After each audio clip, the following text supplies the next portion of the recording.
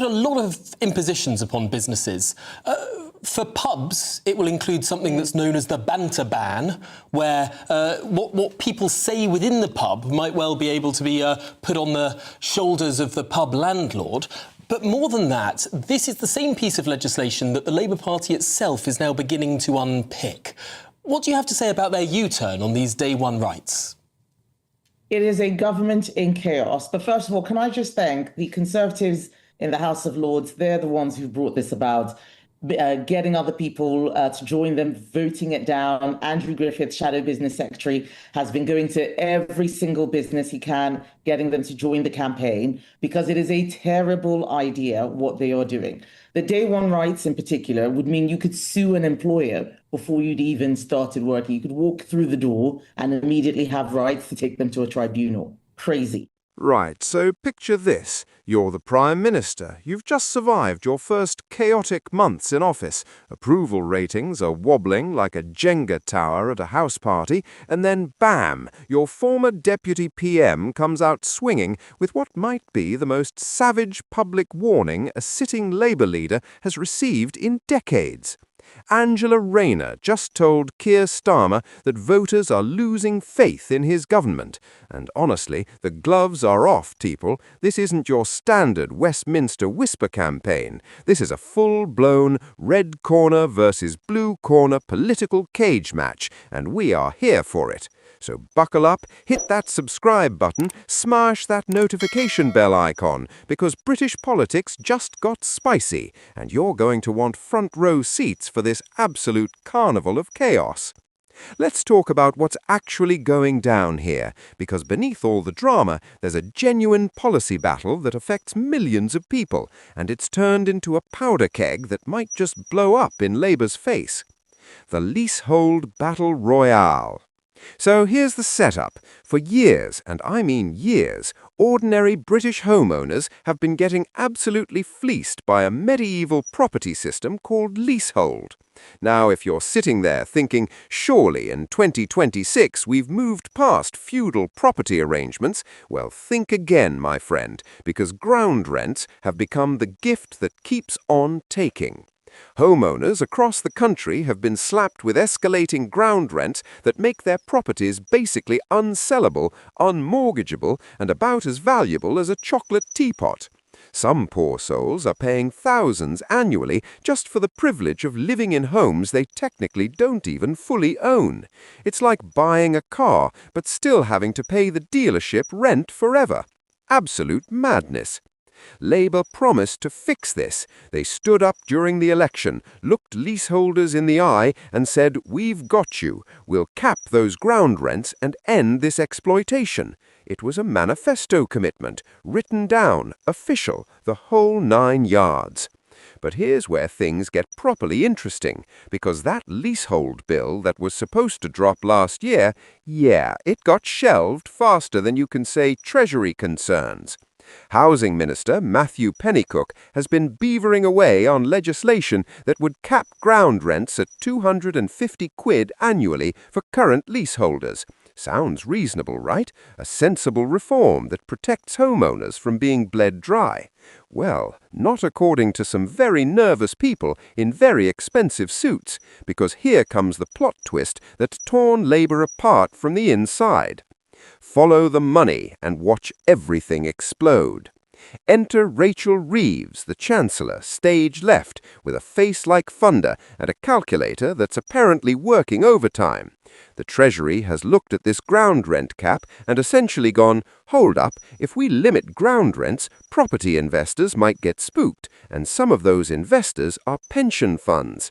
And suddenly, what seemed like a straightforward bit of consumer protection has turned into an existential question about whose interests matter more: ordinary families trying to own a home, or institutional investors padding their portfolios. Reeves is reportedly worried that capping ground rents could deter property investors, which, I mean, if your entire business model is charge people rent on property they already bought, then reforms that stop you doing that are going to be a bit inconvenient, aren't they? It's like a parking warden complaining that fewer people are parking illegally. That's the point, Rachel. This has put her in direct conflict with Steve Reed, who's actually backed the reforms, and suddenly we've got a cabinet that looks less like a unified government and more like a group project where nobody can agree on the PowerPoint template. Angelarayner has entered the chat, and she's furious. Now, this is where things go from interesting to absolutely explosive, because Angelarayner has decided she's had quite enough of this dithering, thank you very much, writing in The Guardian, because when you want to publicly drag your own government, you don't mess about with a passive-aggressive tweet, you go full opinion piece. Rayner absolutely let rip. Over recent decades, ordinary homeowners have increasingly been charged high and escalating amounts of ground rent, leaving them in financial distress and often unable to sell or remortgage their homes, which is a fairly diplomatic opening, but then she cranked the temperature up to scorching. Labour made a promise to leaseholders that we would fix this injustice, but ministers are currently subjected to furious lobbying from wealthy investors trying to water down this manifesto commitment. Oof, that's not coded language, that's not a gentle nudge, that is Angelarayner standing up and shouting, "Some of you have forgotten what Labour stands for," through a megaphone directly at Downing Street. And she wasn't done. Oh no, she went there. There are those who argue we cannot act on our promise as it could risk a backlash from investors, including pension funds. It's hardly surprising. The system works just fine for them. They get an annual return for doing absolutely nothing. They can raise ground rents and pile up service charges with total impunity, regardless of the devastation it causes to families. Can we Now, let's address the absolute elephant doing backflips in the corner of this room, because Angelarayner isn't just a concerned backbencher anymore. She resigned as Deputy Prime Minister back in September after it emerged she'd avoided 40 grand in stamp duty when buying her flat in Hove, which, awkward timing. But after a period of strategic silence, she's come roaring back like a political phoenix with opinions, and she's not afraid to use them. In December, she was already flexing her muscles, urging Labour MPs not to blink or buckle on the Employment Rights Bill when it looked like her flagship legislation might get watered down. Notice a pattern. Rayner keeps warning Labour not to abandon its principles, not to cave to pressure, to remember who they're supposed to represent. And here's where Westminster starts getting really gossipy, because sources close to Rayner are telling anyone who listen that she's on manoeuvres and getting her ducks in a row for a leadership bid. One source told The Telegraph the unions will back her and help her. Now, is Angelarayner positioning herself as the left-wing conscience of Labour while Starmer navigates the choppy waters of actual governance? Is she building a leadership platform based on "I'd never abandon our principles like some people"? Is this a genuine policy dispute that's escalated, or is it the opening salvo in a leadership contest that hasn't officially started yet? The answer, delightfully, might be all of the above. Labour's existential crisis. Here's what makes this so dangerous for Starmer. He's caught in the classic Labour trap. Govern responsibly and you're accused of betraying the movement. Govern radically and you're accused of scaring the markets. It's a tightrope over a pit of very angry alligators, and Rayner's just thrown him a weighted backpack. The leasehold issue is almost perfectly designed to cause maximum internal Labour damage because both sides have legitimate points. Yes, you need to protect homeowners from exploitation. That's basic fairness, and it's what Labour promised. But also, you can't just ignore economic concerns about investor confidence, especially when some of those investors manage pension funds that ordinary workers rely on. But here's the thing. Most voters don't care about the nuances of pension fund allocation strategies. They care about whether they can afford to live in their bloody homes.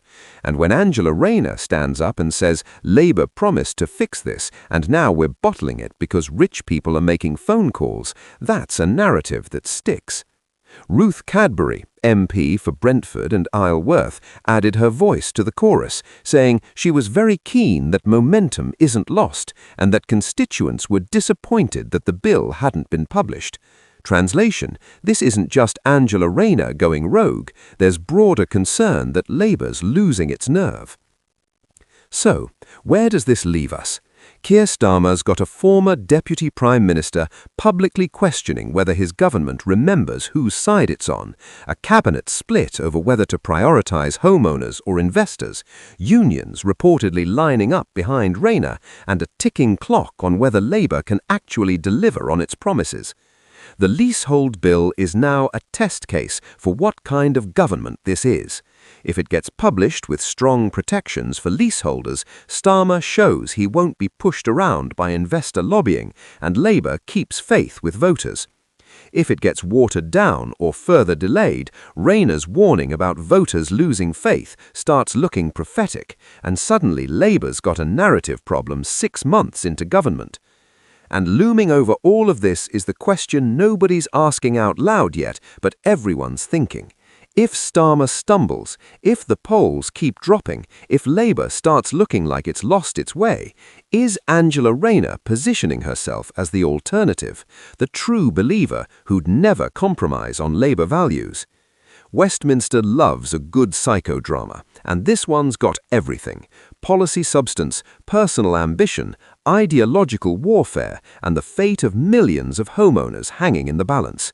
It's EastEnders meets The West Wing, and we're only in episode 3 of the series. One thing's absolutely certain: the next few months are going to be fascinating. Will Starmer call Rayner's bluff and push through strong reforms? Will the Treasury win and the bill get gutted? Will this all blow over, or is it the beginning of a civil war that tears Labour apart? Thanks. Thanks so much for watching. The drama's only getting started, and you definitely don't want to miss what happens next in this absolute circus of British politics. Catch you in the